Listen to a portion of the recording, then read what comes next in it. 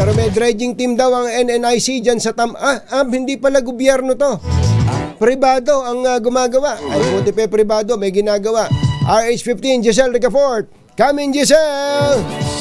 Sa ating doble kayod ngayon yung dredging team ng UNAIA Infrastructure Corporation sa bahaging ito ng Tambo River sa Parañaque City ngayong pumasok na ang panahon ng tag-ulan. Ayon sa ilang miyembro ng team na ating nakausap kanina, layo nito mapalalim at mapalawak yung ilog at malinis mula sa mga basura. Gayon din, urak upang hindi umapaw sa malakas na buhos ng ulan. Nakaka-30 karga umano sila ng basura at burak araw-araw. Ito lamang sa ilog mula pa noong Oktubre ng nakalipas na taon.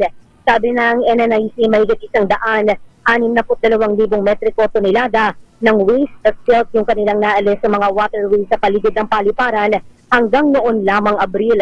Tatumbas daw yan ng 3.3 kilometro ng nalinis nilang mga river system. Mula nang i-take over ng NNIC yung operasyon ng NAIA noong Setyembre 2024, kabilang na raw sa kanilang top priority ang flood control. Ito si Giselle Ricafort para sa DZRH, una sa Pilipinas, una sa Pilipino. Thank you, Giselle!